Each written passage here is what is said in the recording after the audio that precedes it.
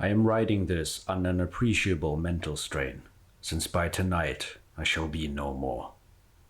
Penniless and at the end of my supply of the drug which alone makes life endurable, I can bear the torture no longer, and shall cast myself from this garret window into the squalid street below. Do not think from my slavery to morphine that I am a weakling or a degenerate. When you have read these hastily scrawled pages, you may guess, though never fully realize, why it is that I must have forgetfulness or death. It was on one of the most open and least frequented parts of the broad Pacific that the packet of which I was supercargo fell a victim to the German sea raider. The Great War was then at its very beginning, and the ocean forces of the Hun had not completely sunk to their later degradation, so that our vessel was made a legitimate prize, whilst we of a crew were treated with all the fairness and consideration due us as naval prisoners. So liberal, indeed, was the discipline of our captors, that 5 days after we were taken, I managed to escape alone in a small boat with water and provisions for a good length of time. When I finally found myself adrift and free, I had but little idea of my surroundings. Never a competent navigator, I could only guess vaguely by the sun and stars that I was somewhat south of the equator. Of the longitude, I knew nothing, and no island or coastline was in sight. The weather kept fair, and for uncounted days I drifted aimlessly beneath the scorching sun, waiting either for some passing ship or to be cast on the shores of some habitable land. But neither ship nor land appeared, and I began to despair in my solitude upon the heaving vastness of unbroken blue. The change happened whilst I slept. Its details I shall never know, for my slumber, though troubled and dream-infested, was continuous. When at last I awaked, it was to discover myself half sucked into a slimy expanse of hellish black mire which extended about me in monotonous undulations as far as I could see, and in which my boat lay grounded some distance away. Though one might well imagine that my first sensation would be of wonder at such prodigious and unexpected a transformation of scenery, I was in reality more horrified than astonished. For there was in the air and in the rotting soil a sinister quality which chilled me to the very core. The region was putrid with the carcasses of decaying fish and of other less describable things which I saw protruding from the nasty mud and unending plain. Perhaps I should not hope to convey in mere words the unutterable hideousness that can dwell in absolute silence and barren immensity. There was nothing within hearing, and nothing in sight save a vast reach of black slime, yet the very completeness of the stillness and the homogeneity of the landscape oppressed me with a nauseating fear. The sun was blazing down from a sky which seemed to me almost black in its cloudless cruelty, as though reflecting the inky marsh beneath my feet. As I crawled into the stranded boat, I realized that only one theory could explain my position.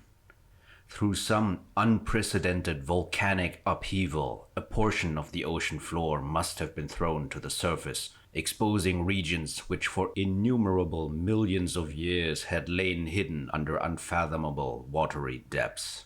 So great was the extent of the new land which had risen beneath me that I could not detect the faintest noise of the surging ocean, strain my ears as I might, nor were there any seafowl to prey upon the dead things. For several hours I sat thinking or brooding in the boat, which lay upon its side and afforded a slight shade as the sun moved across the heavens. As the day progressed, the ground lost some of its stickiness and seemed likely to dry sufficiently for traveling purposes in a short time. That night I slept but little, and the next day I made for myself a pack containing food and water, preparatory to an overland journey in search for the vanished sea and possible rescue. On the third morning I found the soil dry enough to walk upon with ease. The odor of the fish was maddening, but I was too much concerned with graver things to mind so slight an evil, and set out boldly for an unknown goal. All day I forged steadily westward, guided by a faraway hummock which rose higher than any other elevation on the rolling desert. That night I encamped, and on the following day I still traveled toward the hummock, though that object seemed scarcely nearer than when I had first espied it. By the fourth evening I attained the base of the mound, which turned out to be much higher than it had appeared from a distance, an intervening valley setting it out in sharper relief than the general surface. Too weary to ascend, I slept in the shadow of the hill. I know not why my dreams were so wild that night, but ere the waning and fantastically gibbous moon had risen far above the eastern plain, I was awake in a cold perspiration, determined to sleep no more. Such visions as I had experienced were too much for me to endure again, and in the glow of the moon I saw how unwise I had been to travel by day. Without the glare of the parching sun, my journey would have cost me less energy. Indeed, I now felt quite able to perform the ascent which had deterred me at sunset. Picking up my pack, I started for the crest of the eminence. I have said that the unbroken monotony of the rolling plain was a source of vague horror to me, but I think my horror was greater when I gained the summit of the mound and looked down the other side into an immeasurable pit or canyon whose black recess the moon had not yet soared high enough to illumine. I felt myself on the edge of the world, peering over the rim into a fathomless chaos of eternal night. Through my terror ran curious reminiscences of Paradise Lost and of Satan's hideous climb through the unfashionable realms of darkness. As the moon climbed higher in the sky, I began to see that the slopes of the valley were not quite so perpendicular as I had imagined. Ledges and outcroppings of rock afforded fairly easy footholds for a descent, whilst after a drop of a few hundred feet, the declivity became very gradual. Urged on by an impulse which I cannot definitely analyze, I scrambled with difficulty down the rocks and stood on the gentler slope beneath, gazing into the Stygian deeps where no light had yet penetrated. All at once my attention was captured by a vast and singular object on the opposite slope, which rose steeply about 100 yards ahead of me. An object that gleamed whitely in the newly bestowed rays of the ascending moon. That it was merely a gigantic piece of stone, I soon assured myself, but I was conscious of a distinct impression that its contour and position were not altogether the work of nature. A closer scrutiny filled me with sensations I cannot express, for despite its enormous magnitude and its position in an abyss which had yawned at the bottom of the sea since the world was young, I perceived beyond a doubt that the strange thing was a well-shaped monolith whose massive bulk had known the workmanship and perhaps the worship of living and thinking creatures. Dazed and frightened, yet not without a certain thrill of the scientist's or archaeologist's delight, I examined my surroundings more closely. The moon, now near the zenith, shone weirdly and vividly above the towering steeps that hemmed in the chasm, and revealed the fact that a far-flung body of water flowed at the bottom, winding out of sight in both directions, and almost lapping my feet as I stood on the slope.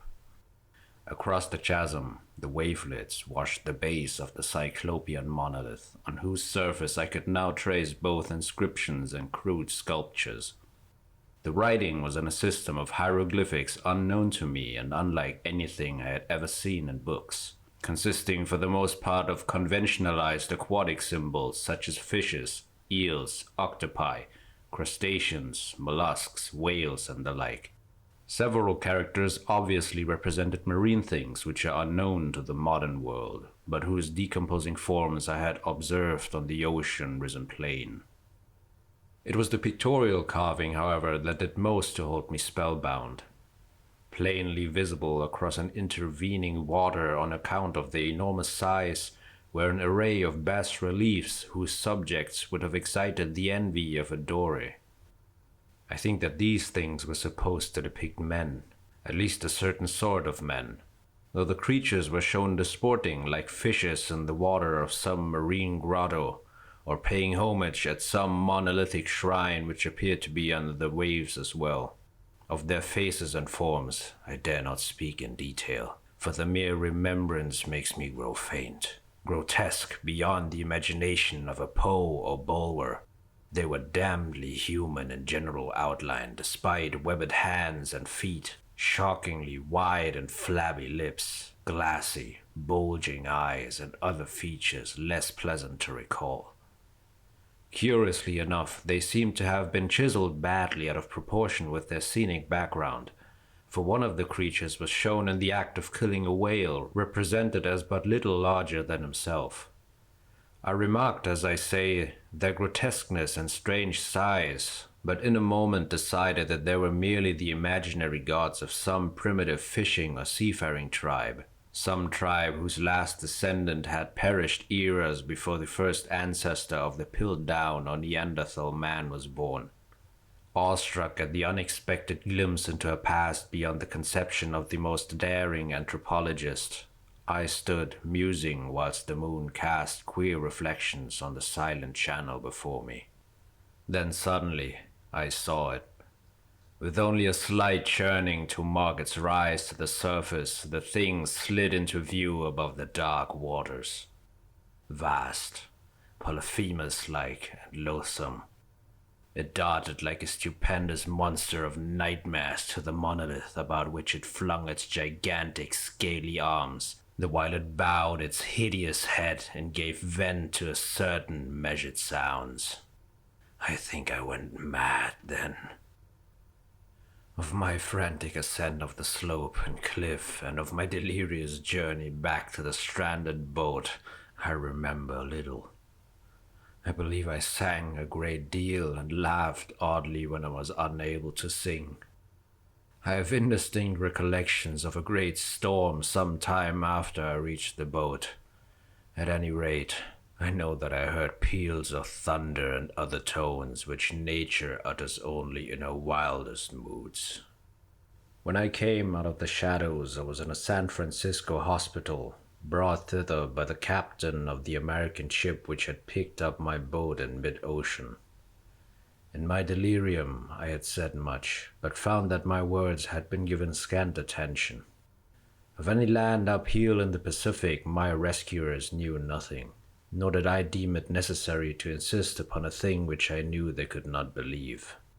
Once I sought out a celebrated ethnologist, I amused him with peculiar questions regarding the ancient Philistine legend of Dagon, the fish god.